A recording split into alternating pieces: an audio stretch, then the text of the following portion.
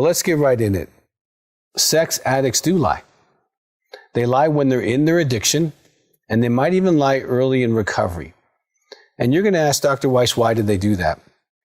Well, in this information I'm going to give you, I'm going to kind of sticky some other products that we have that answer some of these questions, because some of them take 1 or 2 hours to answer.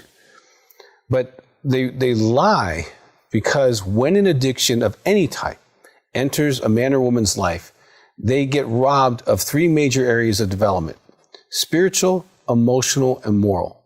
Moral is the right and wrong thing. And the addict is generally developmentally about 14 on average. And so they are the kind of mindset, and they can be 60. They can be a man or a woman. They could be 60 years old, but they're going to, like, you caught them in a lie, and they're going to ask kind of like a teenager would, who you found pot in their room, and you would say, you know, why do you have pot? And they would say, why are you in my room? And you would go, what are we talking about? Okay. And so sometimes they will start to blame you and make you the problem. There's a gaslighting YouTube that you can watch on our channel, and that'll help you go through that. But they're lying oftentimes as a reflex. And the reflex serves a few purposes. One, it protects the addiction.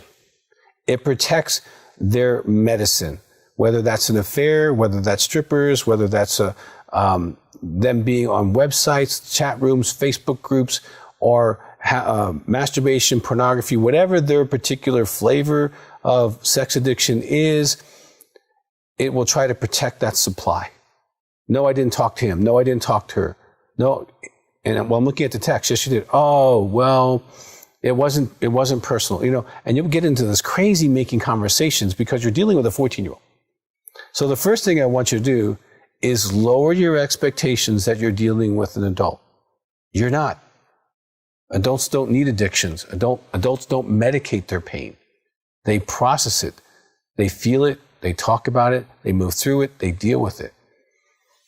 Someone who is immature doesn't. They medicate. And so you're dealing with an adolescent male or female, and so they are irrational, and they do lie. They lie to protect their addiction. Number 2, they lie to protect the image of themselves.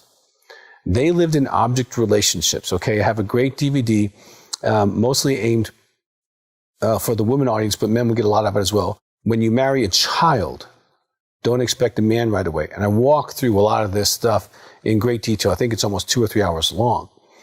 But they're trying to protect the image of their self. They live in object relationship with self.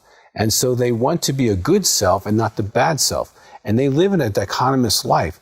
There's a secret world over here where they do the naughty stuff. And then they're the good boy, sometimes even religious or religious woman. They might sing in the choir or do all kinds of things and have the good image thing. And they don't want anything to hurt that image, including with themselves. They want to be in that image, even though they're over here doing very inappropriate things for hours, okay, and costing sometimes lots of money.